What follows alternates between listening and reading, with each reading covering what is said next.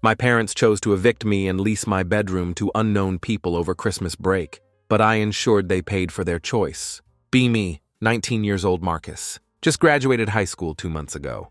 Living in absolute hell for the past few years.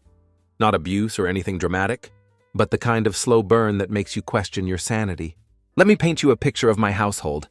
There's me, my parents, and my 2 younger brothers. Tyler, who's 15, and little Ben, who's 11. We live in this cramped 3-bedroom house. Parents bought it back when they thought they were going to be some kind of power couple. Spoiler alert, that didn't work out. Here's where it gets messed up, though. Since I was about 13 years old, I've essentially been the third parent in this house. Every morning, I'm the one getting Tyler and Ben ready for school, making their lunches, driving them around, picking them up, helping with homework, making dinner half the time, putting Ben to bed. Weekends are even worse because I'm watching them, while my parents go out or run errands, taking them to basketball practice, birthday parties, playdates, doctor appointments when my parents are busy. I'm doing laundry, mowing the lawn, taking out trash, cleaning bathrooms, shoveling snow in winter, raking leaves in fall, basically every household chore you can think of. My brothers do absolutely nothing because they're too young. But I've been doing this stuff since middle school. My dad works some middle management office job. Apparently doesn't pay as well as he thought it would when they bought this house. He's constantly stressed about money, but won't admit they're living beyond their means. My mom hasn't worked in 9 years. Claims she's a stay-at-home mom, but her daily routine consists of waking up after I've gotten the kids ready and off to school, coffee and Netflix scrolling until noon, lunch with friends or shopping, more Netflix or napping, then pretending to do light housework while complaining about being tired. This woman literally has not done a load of laundry, mowed the lawn, or deep cleaned anything in years. But she'll spend $250 on skincare products, then complain about how we can't afford groceries. She drives a BMW SUV that she insisted she needed for the kids, but I'm the one driving them everywhere. In my beat-up Toyota Camry that I bought with money from my part-time job junior year, the entitlement is unreal. She'll sit on the couch in her $90 athleisure outfit, getting her nails done every 2 weeks, hair done monthly, constant online shopping, but then stress about the electric bill. She hasn't had a job in almost a decade. Her biggest daily challenge is deciding which reality TV show to binge, but somehow I'm supposed to be grateful for everything she's done for me. So I graduate high school and immediately start working full-time at this warehouse job. It's not glamorous.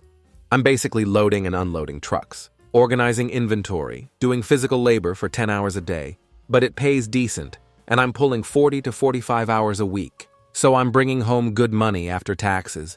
For the first time in my life, I have actual money, not like $60 from babysitting the neighbors, but real adult money.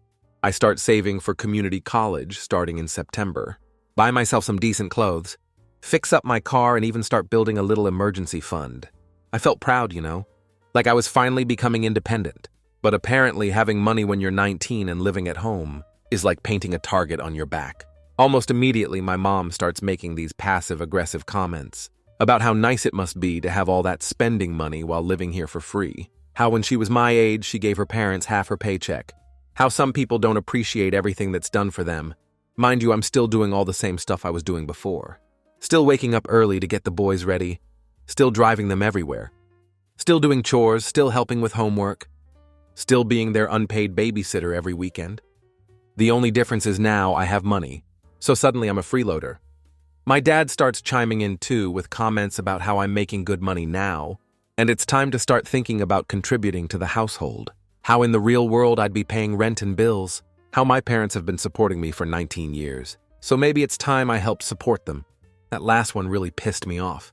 Because supporting me, I've been supporting myself and doing half their parenting for them since middle school. But I kept my mouth shut because I figured they'd ask for something reasonable. The breaking point came about 7 weeks into my job, when my mom comes home with shopping bags from some expensive boutique.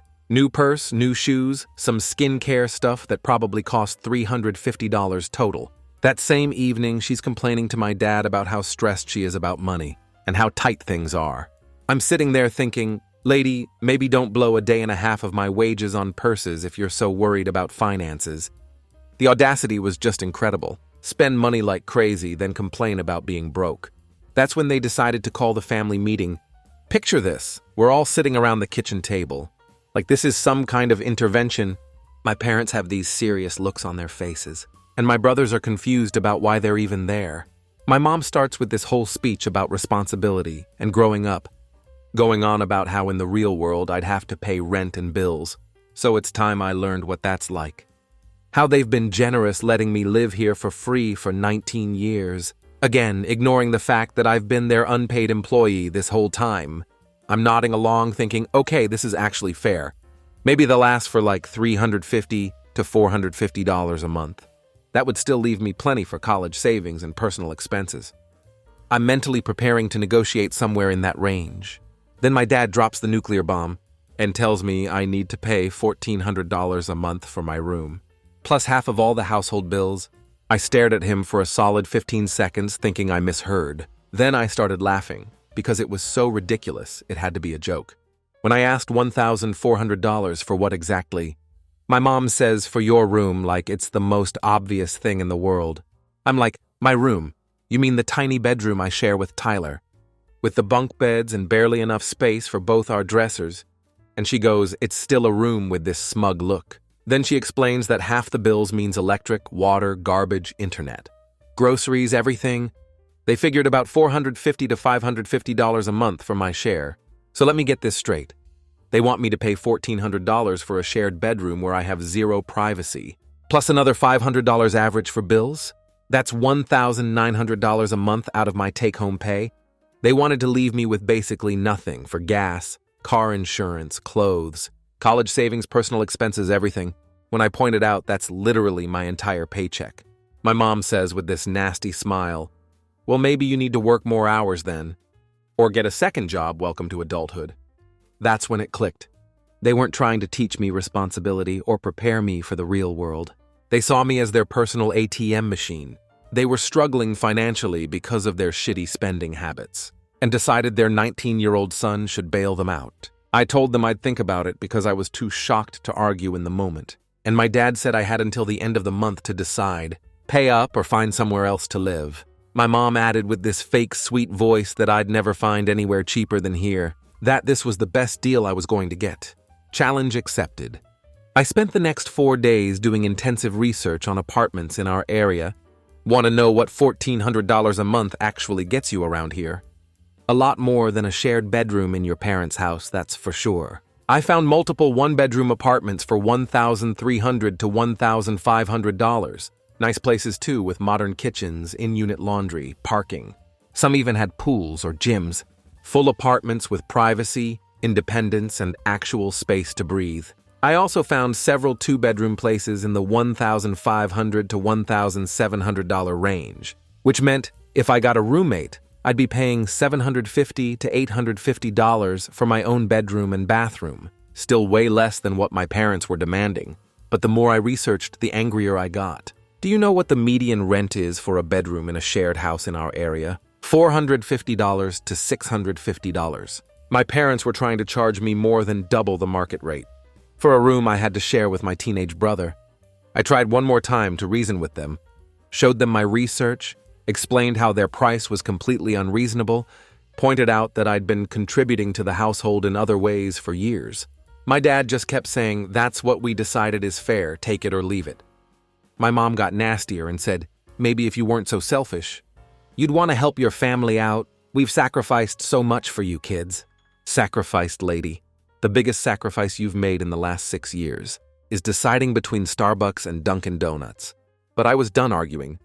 When I said I'd look at other options, my mom snorted, good luck with that. You'll come crawling back within a month when you realize how hard the real world is. You have no idea how to take care of yourself. Famous last words. Remember Kevin Martinez from my high school? Cool dude, graduated 3 years ahead of me, played varsity soccer. We weren't super close in school, but we were friends and stayed in touch through social media. I remembered him posting a few months ago about needing a roommate for his apartment. I figured it was a long shot since it had been a while, but I hit him up anyway. And turns out he'd been trying to find someone for like 5 months and was still looking. We met up that weekend and he showed me the place. Holy shit. It was like a mansion compared to my cramped house situation. 2 bedrooms, 2 full bathrooms, modern kitchen with all new appliances, in-unit washer and dryer, dishwasher, central air. even a balcony overlooking this nice courtyard area. The complex had a gym, pool, and was in a really safe neighborhood, close to both my work and the community college I'd be starting at in September. It was perfect.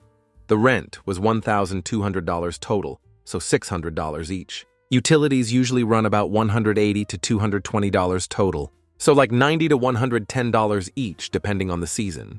Internet was $70 split two ways, so I was looking at around $700 to $750 a month all in. Let me repeat that.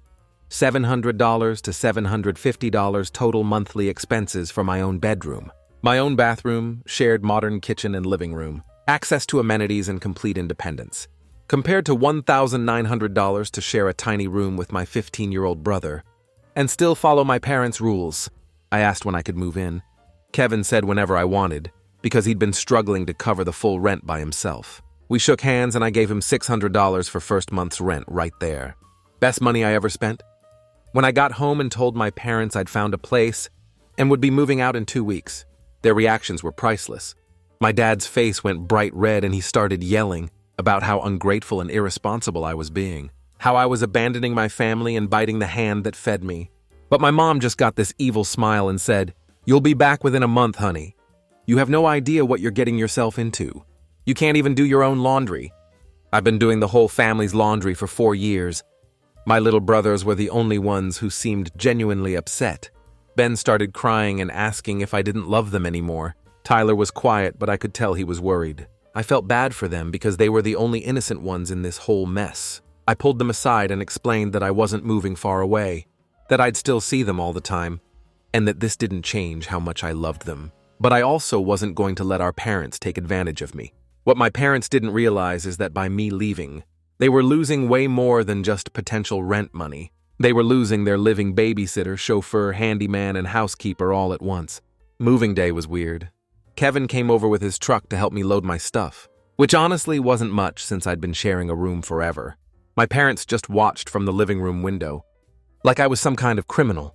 Didn't help carry anything, didn't say goodbye, nothing. As I was loading the last box, my mom came outside and said, "Don't come crying to us when this doesn't work out. We won't be taking you back." I replied, "Don't worry, I won't need to," and drove away to start my new life. The first week I was gone was apparently absolute chaos at home, though I didn't know it yet because my parents weren't talking to me. I was getting occasional texts from Tyler, though, and the picture he painted was hilarious. My mom forgot to pick up Ben from school, and the school had to call my dad at work, who had to leave early to get him. Ben was one of the last kids there and was crying because he thought everyone forgot about him. Tyler missed his basketball practice because nobody remembered to drive him, with my mom claiming she thought practice was Thursday, even though it's been on Wednesday for the entire season. The garbage didn't get taken out and started overflowing and smelling. When my dad asked my mom why she didn't do it, she said, "That's not my job." My mom tried to do laundry and somehow managed to turn all of my dad's white work shirts pink, because she'd mixed colors and whites together and used hot water for everything. Tyler had a math test he hadn't studied for because nobody helped him with homework. He failed it, and his teacher sent a note home asking if everything was okay. My mom attempted to mow the lawn and broke the lawnmower by hitting a sprinkler head and bending the blade.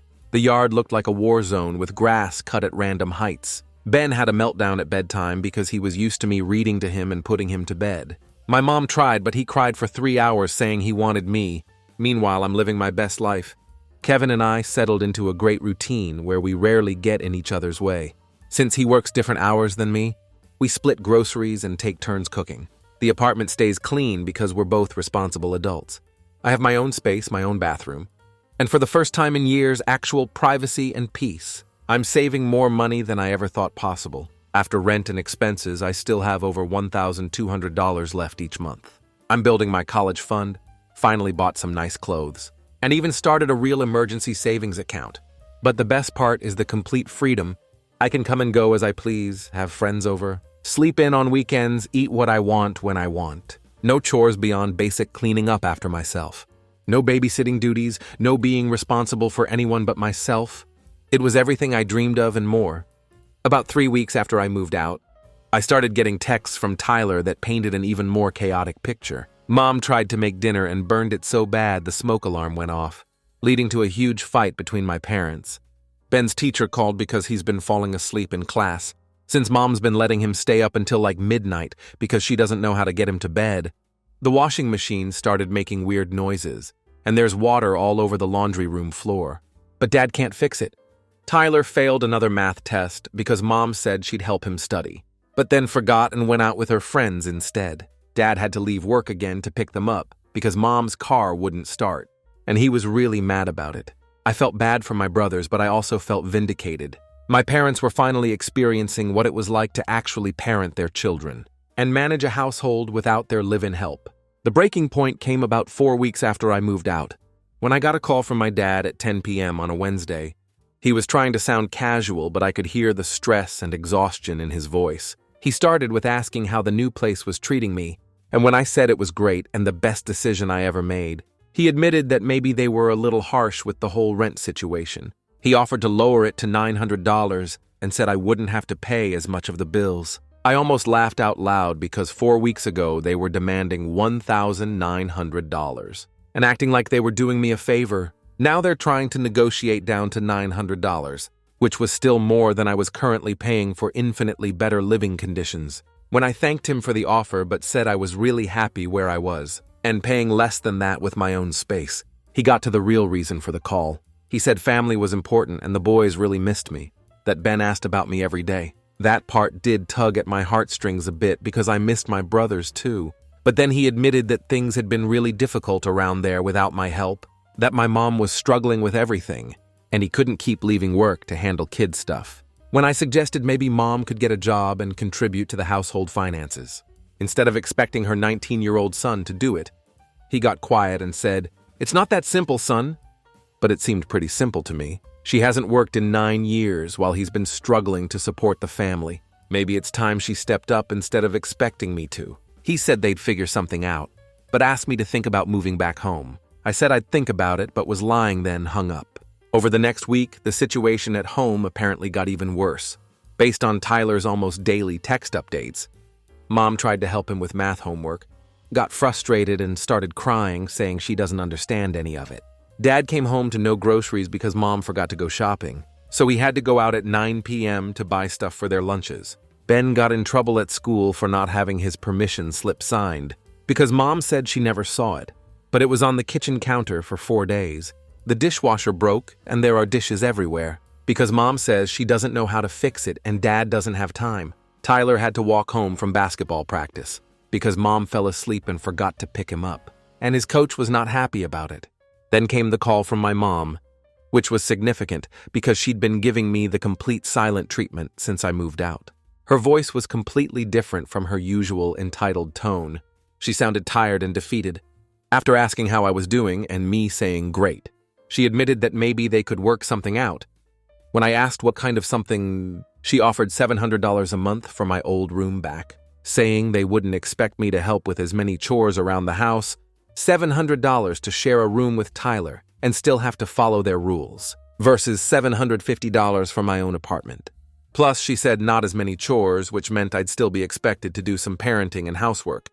I told her I appreciated the offer but was really happy where I was, and she started the guilt trip about how family is important, and we need to stick together, how the boys really need me there. I pointed out that the boys need parents who actually parent them, and maybe if she got a job and Dad didn't have to carry all the financial stress alone, they'd both be better parents. She got quiet for a long moment, then her voice got shaky. As she said, she knew she hadn't been perfect but was trying her best, that everything was just so hard without my help. I told her I was 19 years old and shouldn't have been responsible for raising my brothers and running the household in the first place. That was her job. She kept saying she knew, but they really needed me. Then offered to pay me $350 a month to move back and help out, so I'd be making money instead of paying rent. Now this was interesting because she was offering to pay me $350 a month, which meant they valued my labor at least that much. But I was saving over $1,100 a month in my current situation, compared to their original demand. I pointed out that 4 weeks ago they wanted me to pay $1,900 a month. Now they're offering to pay me $350 to move back. That's a $2,250 difference, and asked what changed. She admitted they didn't realize how much I actually helped around here. And I said, "You mean you didn't realize how much free labor you were getting from your teenage son?" When she tried to say it wasn't like that, I told her it was exactly like that. They got used to having a living babysitter, housekeeper, and chauffeur, and now they're struggling without that help. But instead of stepping up and being actual parents, they wanted me to come back and enable their laziness. She said that wasn't fair, and I said what's not fair is a grown woman who hasn't worked in 9 years expecting her 19-year-old son to financially support the family. Maybe it's time she got a job and contributed instead of just spending money on purses and manicures. She started crying and said she didn't know what else to do, that she couldn't handle all of this by herself. I told her to get help, hire a babysitter, get a housekeeper, get a job to pay for these things. Do what every other adult in the world does instead of relying on your children. When she said they couldn't afford it, I pointed out they can't afford it because they've been living beyond their means for years, and that's not my problem to solve. I hung up and blocked her number because I was done with the manipulation and guilt trips. A few days later, Tyler texted me that things were really bad at home. Mom and Dad had a huge fight about money and everything that's wrong. Mom was crying and saying she doesn't know how to do anything. Dad said maybe she should get a job, and she freaked out. He's been coming home angry every day because he has to keep leaving work for them, and his boss is getting annoyed. Mom tried to cook dinner 4 times that week and messed it up every time. So they've been eating a lot of cereal. Ben's grades are dropping because no one helps him with homework. And his teacher wants to have a meeting with Mom and Dad, but Mom's scared because she doesn't know what to say. I felt bad for my brothers, but this was exactly what my parents needed to experience. The natural consequences of their choices. The final blow came about 5 weeks after I moved out, when my dad called me, and this time, he didn't even try to hide his desperation. He told me straight up that they were struggling, really struggling. Mom couldn't handle everything. He was missing too much work. The boys were falling behind in school and everything was falling apart. When he said they needed me to come home and offered to pay me $600 a month plus cover all my expenses, so I'd basically be living for free and making money, I asked what exactly I'd be doing. He said just help out like I used to. Get the boys ready for school, drive them places, help with homework, some light housework. Nothing too crazy. So they wanted to pay me $600 a month to be a full-time nanny, chauffeur, tutor, and housekeeper. For context, professional nannies in our area make $17 to $22 an hour. If I worked 40 hours a week at $17 an hour, I'd make $2,720 a month. They were offering me about 22% of market rate for professional childcare services. I told him that was a generous offer, but I was good where I was. He started begging, saying Mom was having panic attacks and didn't know how to handle any of this stuff, that he couldn't keep missing work or he might lose his job. When I suggested maybe Mom should get a job, he said she's not qualified for anything because she's been out of the workforce too long. I told him then she can start with an entry-level job and work her way up like everyone else. McDonald's is always hiring. He said that wasn't realistic, and I said, what's not realistic? Is expecting your 19-year-old son to sacrifice his independence and future to enable his mother's refusal to work? I'm not their solution to Mom's unemployability. He brought up the boys needing stability, and I said, then provide it. Be parents, hire help if you need to. Figure it out like every other family in the world. When he said they couldn't afford help, I told him, then Mom needs to get a job to afford it. This is basic adulting. He was quiet for a long moment, then said in a defeated voice that he never thought it would be this hard. I told him it was always this hard. I was just doing most of the work for him. He asked me to please just think about it because they really needed me. And I said I had thought about it, and the answer was no. They made their bed, now they have to lie in it. I hung up and felt a surge of satisfaction, because for the first time in my life, I had all the power in this relationship. About 3 weeks later, my mom showed up at my apartment unannounced. Kevin answered the door and came to get me saying, there's a woman here who says she's your mom. And she looks pretty upset. I went to the door and there she was looking like absolute hell. Hair unwashed, no makeup, wearing sweatpants and an old t-shirt. This was a woman who usually wouldn't be caught dead without a full face of makeup. And designer clothes? I stepped outside and closed the door behind me to ask what was going on. She started crying and said everything was falling apart, that she couldn't do this anymore and didn't know how to take care of the boys by herself or manage the house. She was failing at everything. When I told her to get help or hire someone, she said they couldn't afford it because Dad might lose his job from missing so much work. The bills were piling up, Ben's teacher wanted to meet about his grades dropping. Tyler failed 3 more tests. The washing machine was still broken. And there's water damage in the laundry room now. I said, that sounds like a lot to deal with. And she agreed, saying that's why she needed me to come home. She'd do anything, they'd pay me $900 a month. I could have my own room by moving Tyler to the basement.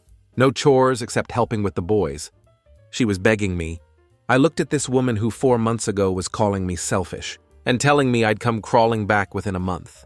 When I realized how hard the real world is, that I had no idea how to take care of myself, who was so entitled, she thought she deserved to charge her 19-year-old son $1,900 a month for a shared bedroom, who hadn't worked in 9 years but felt entitled to her son's entire paycheck. I asked her if she remembered what she said when I told her I was moving out, that I'd come crawling back within a month when I realized how hard the real world is, that I had no idea how to take care of myself. But here I was, 3 months later, living independently, saving money, happy and successful, and she was the one who came crawling to me, begging me to come back because she couldn't handle basic adult responsibilities. When she said it wasn't the same thing, I told her it was exactly the same thing. Except I was 19 years old when I figured out how to be independent, and she's in her 40s and still can't manage it. She said that was cruel, and I said, what's cruel is a grown woman expecting her teenage son to financially support her lifestyle and do her parenting for her? What's cruel is charging your 19-year-old $1,900 a month for a shared bedroom, when you know that's his entire paycheck. She claimed they were just trying to teach me responsibility, and I called bullshit. They were trying to use me as their personal ATM and unpaid servant. When I called their bluff and left, their whole house of cards came tumbling down. She was crying harder now and said, please, she'd change. She'd get a job. She'd do better, just come home and help them get back on their feet. I told her she'd had 9 years to get a job, 19 years to learn how to be a parent, decades to develop basic life skills. I wasn't going to sacrifice my future to enable her continued refusal to grow up. When she brought up Ben and Tyler needing me, I said they need parents who actually parent them, and maybe this crisis would finally force her to become one. She said she didn't know how, and I told her to learn. Take parenting classes, get therapy, get a job. Do what every other adult in the world does when they need to develop new skills. She said it was so hard, and I said it was always hard. I was just making it easy for her by doing everything myself. She stood there crying for a few more minutes, then asked if that was I really not coming back. I said I really wasn't coming back. She asked what she was supposed to do, and I told her to figure it out. She's a grown adult, act like one. She turned and walked back to her car looking completely defeated. I watched her drive away and felt nothing. No guilt, no sadness, just complete indifference. Through Tyler's texts, I've been getting updates on how things are going at home, and honestly, it's been fascinating to watch from a distance. My mom finally got a job about 3 months after our confrontation. She's working at a local retail store making minimum wage. According to Tyler, she hates it and complains constantly about having to be on her feet all day and deal with customers. She's also terrible at it and has already been written up 3 times for showing up late. Tyler texted me that mom cried after her first week because she said she didn't realize how hard it was to work, and dad told her to suck it up because this is what everyone else does.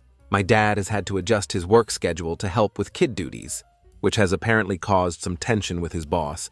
But Tyler says he's actually become a better parent out of necessity. He's learned how to help with homework, started cooking basic meals, and is more involved in their daily lives.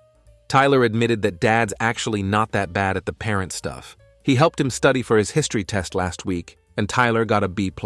First time he'd passed anything in months. They've hired a housekeeper to come twice a month, which they can barely afford but desperately needed. They've also had to get the washing machine fixed for $900, repair the lawnmower for $250, and deal with the water damage in the laundry room for $1,700. All expenses they could have avoided if they'd just treated me fairly in the first place. The boys are slowly adjusting to having actual parents. Instead of relying on their big brother for everything, Ben had some rough weeks but is apparently doing better now. That my dad reads to him at bedtime. Tyler's grades have improved since my dad started helping with homework. But here's the kicker, even with my mom working. They're still struggling financially. Turns out when you've been living beyond your means for years, one minimum wage job doesn't magically fix everything. They've had to cut back on a lot of expenses.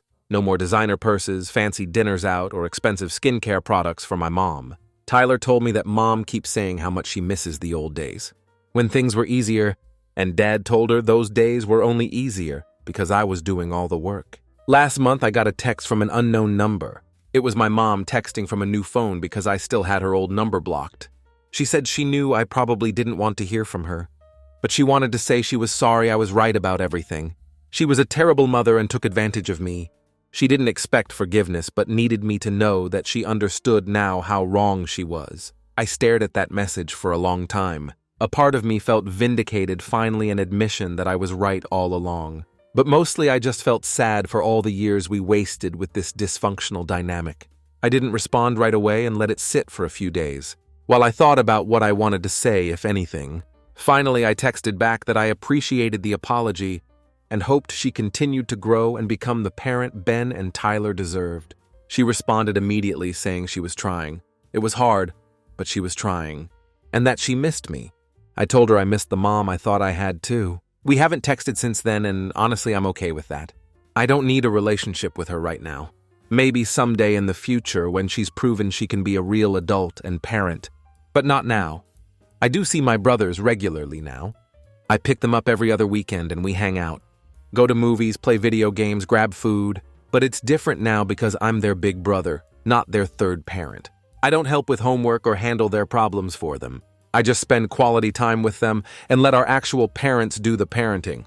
At first, Ben kept asking me to come home and why I couldn't just move back because they missed me so much. I sat him down and explained it in terms he could understand, like how he felt when Connor was taking his toys at school and he had to learn to stand up for himself. Sometimes grown-ups have to stand up for themselves too, even with family. Tyler gets it more now that he's older. A few weeks ago, he told me he was actually proud of me because I didn't let them walk all over me, and he wants to be like that when he's older. That meant more to me than any apology from my parents ever could. But here's the absolute best part of this whole story, and why I had to share it. Last week, Tyler told me that my parents are now struggling so much financially that they're considering selling the house and downsizing to something smaller. The same house they expected me to help pay the mortgage for. Tyler explained that Dad said they can't afford the payments anymore. Especially with Mom's job paying so little and all the repairs they've had to do, they're looking at apartments and smaller houses. The irony is beautiful. They wanted me to pay $1,900 a month to help with their mortgage, on a house they couldn't actually afford. When I refused and moved out, they not only lost that potential income, but they also had to start paying for all the services I was providing for free. Now they're probably going to end up in an apartment. Not much bigger than the one I'm living in, except they'll be paying more for it because they waited until they were desperate. Instead of making smart financial decisions from the beginning, and the cherry on top, my mom asked Tyler if he thought I'd be willing to help them move when the time comes. His response was, "Are you serious, Mom, after what you did to him? Even my 15-year-old brother has more sense than my parents."